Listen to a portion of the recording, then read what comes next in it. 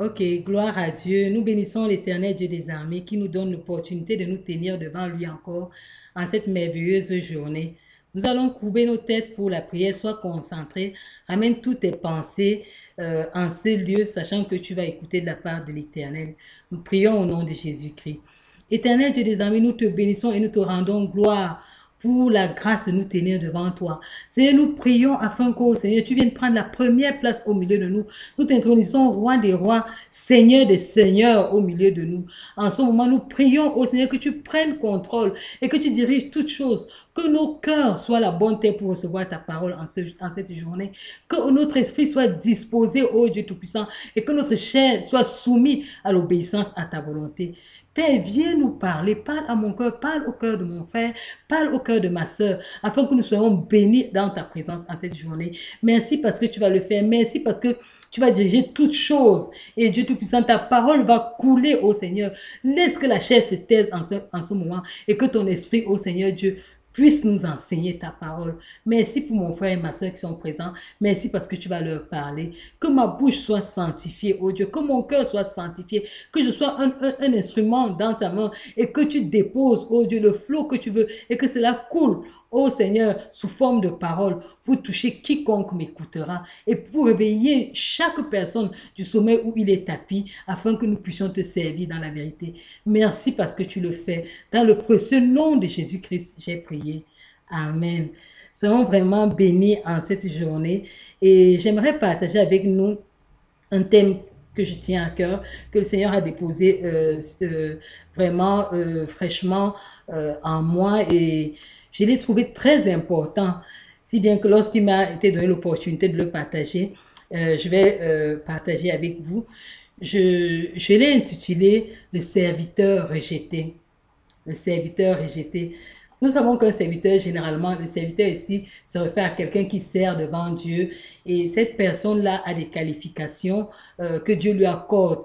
Il se passe généralement un appel avant que quelqu'un vienne servir Dieu. Dieu rencontre cette personne personnellement, soit au travers d'une rencontre personnelle, soit au travers d'un autre serviteur qui vient délivrer un message divin à cette personne.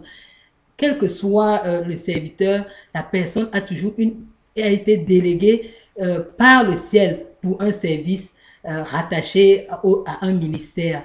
Donc, c'est dans ce cas donc, que je vais nous parler du serviteur rejeté. Mais le serviteur ici, là, c'est pas seulement sur le plan ministériel. Je voudrais parler du serviteur comme un enfant de Dieu chrétien qui a donné sa vie à Jésus et qui est appelé à un ministère quelconque dans la maison de Dieu. Le premier ministère, nous savons très bien, c'est prêcher la bonne nouvelle dans le monde. Et donc, que tu prêches la bonne nouvelle, que tu serves à l'église, que tu serves aux tables, quel que soit le service auquel tu es attaché devant Dieu, c'est un service et tu es donc un serviteur. Mais ici, le serviteur rejeté, c'est une personne qui a pourtant cet appel, mais que Dieu a rejeté. Et Dieu l'a rejeté pourquoi?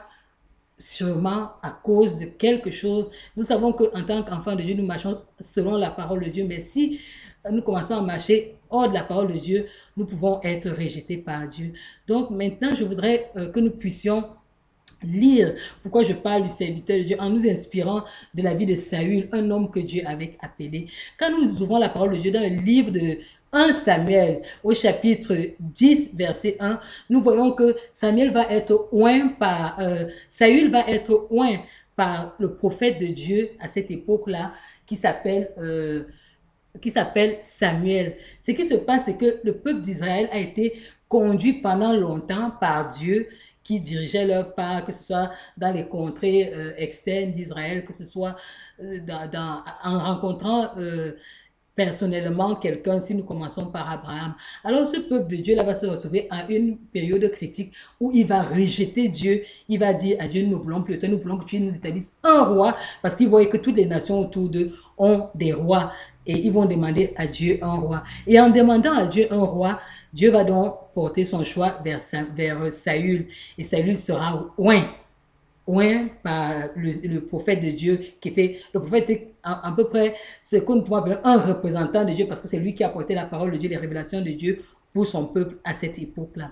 Voilà donc cette merveilleuse rencontre qui va avoir lieu et où Saül sera un roi. Mais quelque chose va se passer, c'est que Dieu va rejeter ce Saül-là. Pour comprendre cela, nous allons prendre nos Bibles, prenez vos Bibles avec moi. Ouvrez dans le livre de 1 Samuel, chapitre 15. Nous allons faire une lecture assez longue, mais vous comprendrez pourquoi je tiens à ce que cette lecture-là soit faite. Donc, prends ta Bible avec toi, ouvre dans le livre de 1 Samuel, chapitre 15, à partir du verset 1.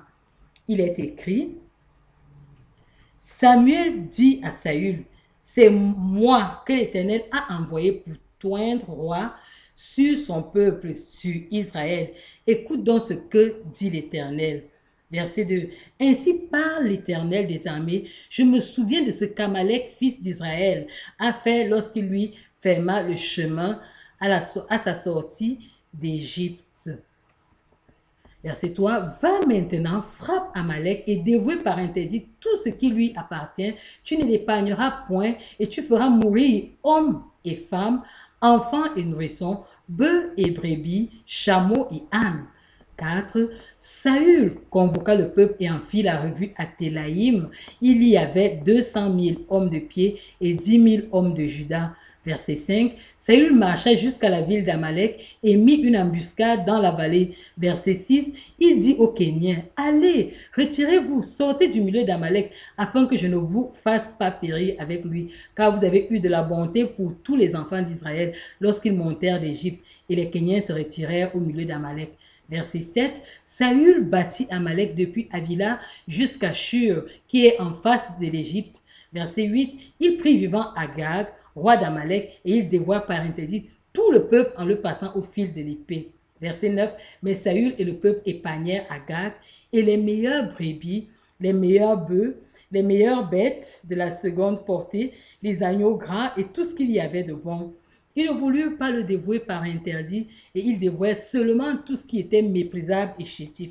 Verset 10. L'Éternel adressa la parole à Samuel et lui dit, verset 11, je me répands d'avoir établi Saül pour roi, car il se détourne de moi et il n'observe point mes paroles. Samuel fut irrité et il cria à l'Éternel toute la nuit. Il se leva de bon matin pour aller au-devant de Saül et on vint lui dire, Saül est allé à Carmel et voici, il s'est érigé un monument. Puis il s'en est retourné et passant plus loin, il descendit à Gilgal. Il est descendu à Gilgal. Verset 13. Samuel se rendit auprès de Saül et Saül lui dit, sois béni de l'Éternel. J'ai observé la parole de l'Éternel. Samuel dit, qu'est-ce donc que ce bêlement de brebis qui parvient à mes oreilles et ce mugissement de bœuf que j'entends? Saül répondit, ils les ont amenés de chez les Amalécites parce que le peuple a épargné les meilleures brebis et les meilleurs bœufs afin de les sacrifier à l'Éternel ton Dieu. Et le reste, nous l'avons dévoué par interdit. Samuel dit à Saül, arrête et je te déclarerai ce que l'Éternel m'a dit cette nuit. Et Saül lui dit, parle. Samuel dit, lorsque tu étais petit à tes yeux, n'es-tu pas devenu le chef des tribus d'Israël? Et l'Éternel ne t'a-t-il pas oint pour que tu sois roi sur Israël? L'Éternel t'avait fait partir en disant, va et dévoue par interdit ces pécheurs, les Amalécites, tu leur feras la guerre jusqu'à ce que tu les aies exterminés. Pourquoi n'as-tu pas écouté la voix de l'Éternel? Pourquoi t'es-tu jeté sur le butin et as-tu fait ce qui est mal aux yeux de l'Éternel? Saül répondit à Samuel, j'ai bien écouté la voix de l'Éternel et j'ai suivi le chemin par lequel m'envoyait l'Éternel. J'ai amené Agag, roi d'Amalek, et j'ai dévoué par interdit les Amalécites. Mais le peuple a pris sur le butin des brebis et des bœufs comme prémisse de ce qui devait être dévoué afin de les sacrifier à l'Éternel ton Dieu à Gilgal. Samuel dit, l'Éternel trouve-t-il plaisir dans les holocaustes et les sacrifices comme dans l'obéissance à la voix de l'Éternel? Voici l'obéissance vaut mieux que les sacrifices et l'observation de la parole, de sa parole vaut mieux que les graisses des béliers. Car la désobéissance est aussi coupable que la divination et la résistance ne l'est pas moins que l'idolâtrie et les téraphimes. Puisque tu as rejeté la parole de l'Éternel, il te rejette aussi comme roi. Je ne vais pas continuer la lecture, je vais laisser jusque-là. Bien, voilà notre passage guide de ce partage. J'aimerais te dire, nous avons suivi l'histoire, toi et moi, qu'au départ, Saül était quelqu'un de oint. Saül était quelqu'un que Dieu avait choisi pour gouverner le peuple parce qu'à un moment donné, le peuple a revendiqué le roi, comme j'ai essayé de nous dire en prélude lorsque j'ai pris la parole. Il se passe donc que ce Saül qui a reçu la grâce de Dieu va adopter un comportement qui va vraiment offenser Dieu. Dieu, au départ, a choisi Saül pour diriger son peuple. Mais Saül, dans ses multiples comportements, va mépriser Dieu. Quand Dieu va donner une instruction, aller combattre le peuple, les Amalécites et dévouer tout par interdit, Saül va partir avec le peuple, va faire bien ce qui a été dit, il va partir avec le peuple, mais arrivé là-bas, il va faire ce qui lui plaît lui. Il va prendre les richesses, il va prendre les bœufs, il va même laisser le roi. Bref, il va faire tout le contraire de ce que Dieu lui a demandé de faire. Et ce qui est important ici, c'est que où moi je commence à comprendre, où moi je t'amène, c'est que tu comprennes que Saül, à partir de cet acte-là, va être rejeté de l'Éternel.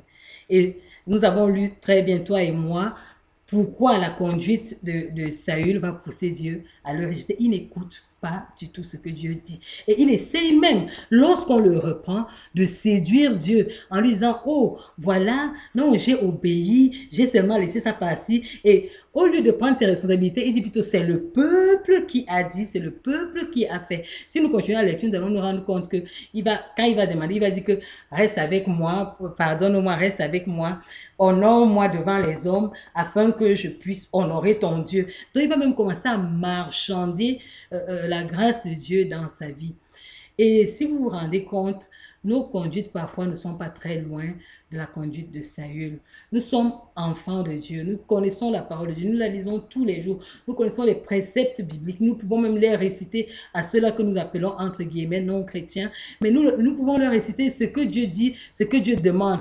Or, dans notre conduite nous-mêmes, dans nos façons de faire, dans nos jugements, lorsqu'il s'agit d'obéir à la parole de Dieu, nous dévions à gauche, nous dévions à droite et nous sortons un tas de raisonnements. Lorsqu'on vient nous reprendre par rapport à une attitude, par rapport à un comportement, on est les premiers à crier, oh oui, j'ai obéi à l'Éternel. C'est seulement que dans ces petits aspects, j'ai encore une certaine faiblesse. Dans ces petits aspects, je n'ai pas pu bien obéir. Dans ces petits aspects, je mens encore un peu. Dieu même comprend parce que ma situation n'est pas très claire. Dans cet autre aspect, il y va vraiment, vous voyez, il y va de ma santé, il va de... Vous avez, on érige tout genre de raisonnement pour justifier nos attitudes pécheresses.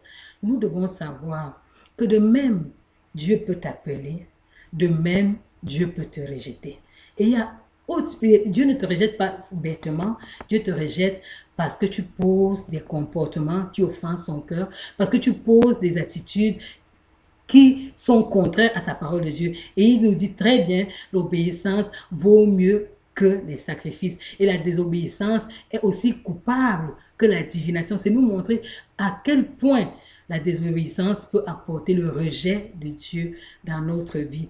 Et ce rejet-là, c'est toujours par notre comportement. La négligence dans les choses de Dieu, la négligence dans l'appel de Dieu, la négligence dans les choses qu'on doit, dans les engagements qu'on prend, la négligence même dans l'obéissance à la parole de Dieu, la négligence même dans la rencontre avec Dieu. Tu dis oui, je veux te servir Dieu. Oui, j'ai ton appel, j'ai reçu ton appel. Mais maintenant, lorsqu'il faut rencontrer Dieu, lorsqu'il faut prier, lorsqu'il faut faire des choses pour ce Dieu-là qui t'a appelé, tu commences à sortir des raisonnements, tu commences à te pencher à gauche, à droite, tu commences à dire oh oui, ici je veux, tu commences à mettre du fluide, tu commences à diluer lorsqu'il s'agit de Dieu. Mais si tu as un examen, toi qui es étudiant par exemple, tu ne vas pas dire, oh, vous devez comprendre, je suis malade. Si c'est par exemple, prenons un cas assez simple, quelqu'un qui a un examen de baccalauréat, il ne va pas dire, ah oui, bon, vous-même vous voyez que je suis malade, je n'ai pas fait cette épreuve. Qui va faire ça? Malade ou pas, tu vas te présenter à cet examen-là parce que tu sais que c'est primordial pour toi. Pourquoi lorsqu'il s'agit de l'œuvre de Dieu, lorsqu'il s'agit d'obéir à Dieu, tu commences à diluer? Tu commences à diluer et sortir des raisonnements. Tu commences à justifier ton péché. Tu commences à justifier tes positions de tournecolis. Parce que tu vois que oui, non, ici, oui, je suis faible. Vous savez que je suis resté longtemps comme ça. Même si je pêche, je vais venir demander pardon à Dieu. Là, tu es fort pour raisonner. Là, ton intelligence est disposée pour justifier ton péché. Mais lorsqu'il s'agit d'obéir à Dieu, tu ne peux pas. Pourquoi tu ne peux pas faire l'opération contraire et prier l'Éternel, dire Seigneur, viens à mon secours. Dans cette situation, je n'arrive pas à m'en sortir. Viens à mon secours. Dans cette situation, je n'arrive pas à avoir une solution. Viens à mon secours. Pourquoi tu ne prends pas l'attitude juste? Il dit dans sa parole, dans le livre de Jacques au chapitre 4, que nous devons lui faire connaître nos besoins par des supplications et des prières. Pourquoi tu n'arrives pas à faire ça, l'attitude juste, à adopter l'attitude juste par rapport à la situation que tu traverses? Mais c'est trop facile de prendre l'attitude contraire et de diluer la parole de Dieu en te disant qu'il te pardonnera plus tard. Pourquoi tu n'arrives pas à le faire? Telle est la question que je t'invite à te poser en ce moment. Et voilà donc que ce serviteur va être rejeté. Vous allez voir ce qui va se passer après. Lorsque nous voyons ce qui va se poursuivre, c'est que Dieu va faire oindre avec, dans la discrétion, le petit David comme roi. Le petit David, chacun de nous sait que David était quelqu'un qui gardait les brebis en brousse et qui était fort, courageux. Et personne ne le savait, même ses parents ne savaient pas ça. On savait tout simplement que David garde les brebis en brousse. La première démonstration sera avec Goliath lorsqu'il va tuer Goliath qui menaçait tout son peuple. Et jusqu'à ce qu'un jour, Saül va réussir à discerner que cet homme doit être oint. Peut-être c'est lui qui sera le prochain roi. Ce qui va se passer, c'est que ce que je voudrais t'amener à comprendre surtout, c'est que malgré que Saül a été rejeté, la grâce demeure dans sa vie. La preuve, c'est que Dieu ne va pas le faire tuer. Dieu va le laisser à son poste et il va continuer. C'est-à-dire, comme il a commencé une attitude fausse devant Dieu, son péché va se multiplier au point où il sera obligé d'abandonner son royaume, aller organiser une guerre qui n'a ni queue ni tête, et il va se retrouver dans un piège où il perdra la vie avec son enfant et David prendra sa place. Mais ce n'est pas là qu'il va être rejeté. Saül a été rejeté il y a belle lurette. Là, ça sera simplement la manifestation du rejet que Dieu a eu envers Saül. Quand Dieu te rejette, la grâce continue à se manifester dans ta vie. Tu continues à être béni parce que Dieu est un Dieu compatissant, un Dieu d'amour, un Dieu qui continue à étendre sa bonté vers toi, un Dieu qui te tend toujours la main pour revenir vers lui, un Dieu qui voudrait que tu te répandes, un Dieu qui voudrait que tu reviennes à de meilleurs sentiments, un Dieu qui voudrait que tu recommences, tu aies encore du respect pour lui, un Dieu qui manifeste son amour et sa compassion vers toi. Donc, malgré le fait que Dieu t'ait rejeté, Dieu ne va pas te jeter à la poubelle. Sa grâce sera sur ta vie, mais pour ce moment-là, pour lui, le sacerdoce qu'il t'avait confié, il va le prendre, il va redonner à une autre personne qui va le faire de manière juste et de manière convenable pour lui.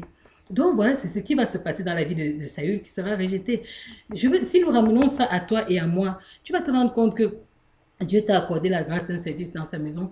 Tu vis de manière libertine. Il n'y a pas la police derrière toi. Tu fais ce que tu veux. Tu rencontres Dieu quand tu veux. Quand le cœur t'en dit oui, quand le cœur ne t'en dit pas, tu t'en fous. À peine tu es fidèle à ce qu'il te demande. Dieu n'abreuve jamais le gendarme derrière toi. Tu auras cette merveilleuse douce voix. Au travers de son esprit, il te parlera. Dieu enverra ses anges, qui sont ses serviteurs, pour venir t'avertir et pour venir t'encourager à te tenir ferme. Mais si tu ne prends pas la bonne décision, si tu ne comprends pas que ces voix, ces multiples voix qui sont en train de te parler dans la douceur, c'est l'Éternel qui voudrait que tu reviennes de tes mauvaises voix, tu vas finir comme Saül. Et même si ta vie n'est pas coupée pendant son cours, comme il a été le cas chez Saül, il y a un autre grand rendez-vous et celui-là, c'est un rendez-vous immanquable, celui où chacun de nous devra faire face à un jugement. Et le jugement a deux issues. Soit tu es sauvé, tu as la vie éternelle avec Dieu, soit tu vas en enfer. Et c'est un endroit où chacun de nous doit faire un effort, que lorsqu'il arrivera à cet endroit-là, la seule, l'unique porte qui soit ouverte, ce soit la porte de la vie éternelle en Christ. Si la porte, malheureux que tu sois, est la porte contraire, alors mon frère, tu es dans de sérieux problèmes. Il vaut mieux pour toi maintenant reprendre la voie qui est juste. J'aimerais encore attirer ton attention en te prenant un autre exemple dans le livre de Genèse où Caïn et Abel, deux frères, vont faire un sacrifice devant Dieu. Le premier, qui est Abel, fait un sacrifice d'une brebis et Dieu agresse son sacrifice. Mais Caïn va ramasser des fruits, de n'importe quoi, il vient poser devant l'Éternel pour faire le sacrifice. Dieu n'agresse pas ce sacrifice-là. Et la colère va posséder Caïn point où Dieu, dans son amour, comme il est en train de t'avertir en ce moment au travers de ma bouche, va avertir Caïn et lui dire, mon fils Caïn, fais attention, fais attention. Je vois le péché qui couche à ta porte. Résiste-lui. Marche dans les voies claires, marche dans la droiture, sois intègre devant moi et ces choses passeront. Mais Caïn, dans son irritation, ne va pas écouter la voix de Dieu. Et toi et moi, nous savons que finalement, cette haine, cette colère qu'il aura en lui, va le pousser à tuer son frère Abel.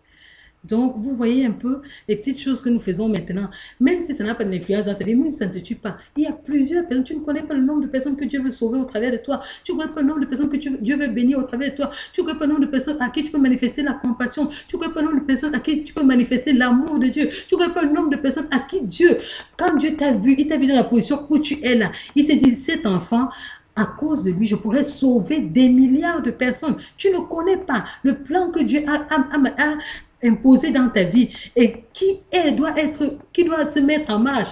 Il suffit que tu sois intègre. Mais toi, parce que tu as tes désirs, parce que tu as tes projets, tu ne fais pas attention à ce que tu fais. Toute cette génération-là sera perdue à cause de ton mauvais comportement, à cause de ta corruption. Plusieurs personnes maintenant usurpent le nom de Dieu en ayant une mauvaise conduite, en blasphémant contre l'Éternel, en escroquant les gens au nom de l'Éternel, en manipulant les gens au nom de l'Éternel, en volant les gens au nom de l'Éternel. Nous devons faire très, très, très attention. Peut-être maintenant tu le fais, tu ne sais pas que il y aura une autre rétribution qui vient. Même si maintenant personne n'arrive à t'arrêter, il y a une autre rétribution qui vient. Et à ce rendez-vous-là, tu ne pourras pas échapper. Faisons donc attention. Je viens vraiment en te parlant de salut rejeté. Tu peux être là. Tu peux continuer à manifester si tu as un don de guérison. Manifester le don de guérison parce que Dieu, lorsqu'il ne se répand pas de dons, lorsqu'il t'a donné ce don-là, tu peux continuer à guérir des gens, mais tu es rejeté par l'Éternel. Tu peux continuer à manifester les prophéties. Nous avons vu l'histoire du jeune prophète et de l'ancien prophète. L'ancien prophète était déjà là, il n'exerçait plus. Mais il est venu mentir au jeune prophète qui avait une ligne droite que Dieu lui avait donnée, d'obéir, d'aller prêcher à une ville et de rentrer sans passer par le même chemin, sans manger. Mais il est venu corrompre ce don-là. Parce que son don à lui était déjà corrompu. Il a menti. Un prophète qui parle de l'Éternel ne ment pas. Il est venu mentir, le jeune prophète. Et la malédiction qui s'accompagnait de la prophétie qu'il devait donner s'est accomplie dans sa vie. Vous voyez, c'est dangereux au point où ces personnes rejetées par l'Éternel, corrompues dans leur âme, corrompues dans leur esprit, corrompues dans leur pensée, sont capables d'avoir une influence négative, néfaste sur votre foi. C'est d'autant plus dangereux qu'il vaut mieux que chacun de nous veille et chacun de nous se tienne dans l'intégrité, chacun de nous se tienne dans la vérité. Il m'arrive souvent de causer avec des bien-aimés qui se plaignent de l'attitude d'autres bien-aimés parce que cela ne marche pas de façon intègre. Ils essaient de leur corrompre avec des paroles impures, ils essaient de leur corrompre avec des paroles mensongères, ils essaient de leur corrompre en essayant de diluer leur foi. Ça veut dire que personne ne peut faire le gendarme pour toi. Toi, tu dois veiller. Tu sais que tu es serviteur de l'Éternel. Tu sais qu'il faut être intègre. Il faut obéir à l'Éternel. Tu dois être intègre. Tu dois tenir ferme, sachant que personne ne viendra défendre ton salut à ta place. Voilà vraiment où je voulais attirer notre attention. Sachant que quand nous marchons en tant que serviteur de Dieu, en tant qu'enfant de Dieu, en tant qu'appelé de Dieu, en tant que personne qui rend service, qui fait le service, que ce soit auteur, que ce soit diaconesse, diacre, prédicateur, enseignant, tout ce que vous voulez, que tu aies un appel dans ta vie, sachant que toutes ces choses-là sont des appels qui doivent être accompagnés d'un comportement. Dieu nous a cité les fruits de l'esprit, de son esprit qui habite en nous. Et ces fruits de l'esprit doivent être manifestes. Dieu nous a donné un code de marche en tant qu'enfants de Dieu que nous devons mettre en place. Et ces choses doivent être mises en place dans nos vies. Nous avons la grâce en ce temps-ci, que nous avons l'esprit de Dieu. Dieu connaît nos faiblesses. On ne va pas prétendre que nous sommes parfaits, mais Dieu connaît nos faiblesses. Il sait que si toi, il te confie quelque chose, tu as telle faiblesse, ça ne va pas. Mais il t'a aussi donné la bonne marche pour que quand cette faiblesse-là viendra, tu puisses en sortir. Et cette faiblesse-là, tu peux l'amener au trône de grâce et crier, dire, Seigneur, aide-moi vraiment. Malgré le travail que tu m'as donné, je suis encore faible à tel niveau. Je suis encore menteur à tel niveau. Je n'arrive pas à me contenir. Je continue à aller vers des femmes. Dieu connaît tout ça et il va venir à ton secours. Si tu as un cœur sincère et que tu veux abandonner ces choses, Dieu viendra à ton secours. Ne cours pas le risque d'être rejeté par l'Éternel. Parce que ce qui est mauvais sur le plan spirituel, c'est que quand Dieu coupe la communion, toi-même, tu sais que tu n'es pas en communion avec lui parce que tu as une mauvaise vie. Toutes les prières que tu vas faire, là, il dit qu'il n'exauce pas le pécheur. Donc, toutes les prières que tu fais là sont des abominations devant Dieu. Il ne t'écoute pas. Alors, imaginez-vous quelqu'un qui est comme ça, qui est soit un leader et qui se tient devant un peuple qui doit conduire. Ça veut dire qu'il se tient, il conduit tout ce peuple-là à la perdition. Vraiment, bien-aimé, je veux m'arrêter à ce niveau-là pour te dire, fais les comptes toi-même. Personne ne fait ton gendarme. Tu as l'Esprit de Dieu à toi. Tu as une conscience en toi. Fais les comptes. Si tu sens que ta position est entre la tendance de ta position vire vers celle de Saül, reviens à Dieu. Répands-toi, reviens à Dieu. Dieu est un Dieu de grâce. Tu as la grâce que en ce moment, au temps de Christ, la grâce est disponible et les bontés de l'Éternel se renouvellent tous les jours. Reviens de ta mauvaise voie. Réconcilie-toi avec ton Dieu et recommence la marche. Le chemin est long. Dieu ne se répand pas des dons qu'il a déposés dans ta vie. Voilà l'encouragement que j'ai pour toi en cette journée. Nous allons prier au nom de Jésus-Christ. Éternel Dieu des armées, nous te bénissons, nous te rendons gloire. Merci pour cette parole d'amour où tu nous réponds, où tu nous montres que tu peux rejeter, comme tu peux appeler, c'est comme ça que tu peux rejeter. La preuve, c'est que tu as pu rejeter Saül après l'avoir intronisé roi de tout un peuple. Ça veut dire que tu peux rejeter les serviteurs, tu peux rejeter quiconque ne t'honore pas dans sa manière de faire, dans sa manière de penser, dans sa manière d'agir. Nous te supplions de pardonner, oh Dieu, toutes les fois que dans notre conduite, dans nos comportements, dans notre manière d'agir, nous t'avons offensé au Seigneur. Je prie afin que, oh Dieu, nous revenons, tu nous accordes la grâce, nous voulons revenir de nos mauvaises voies et venir vers toi afin de recevoir la grâce, afin de marcher dans la droiture, afin d'être intègre. Seigneur Dieu, nous refusons d'être des Saül de notre temps, mais nous voulons être des David, des hommes selon ton cœur, des gens qui marchent comme tu demandes, des gens qui t'honorent, des gens qui tiennent à leur parole. Seigneur, tel est le cri de mon cœur, tel est le cri du cœur de mon frère. Seigneur, viens à notre secours. Honore notre foi. Pardonne-nous, purifie-nous, ô Seigneur, de cette désobéissance que nous avons eue devant toi, ô Dieu. Nous nous répentons et nous venons d'un cœur sincère afin de recevoir la délivrance. Merci, Seigneur, parce que tu vas le faire. Que toute la gloire te revienne. Au nom de Jésus-Christ. Amen. Sois béni et sois vraiment intègre devant Dieu. Au nom de Jésus-Christ. Amen.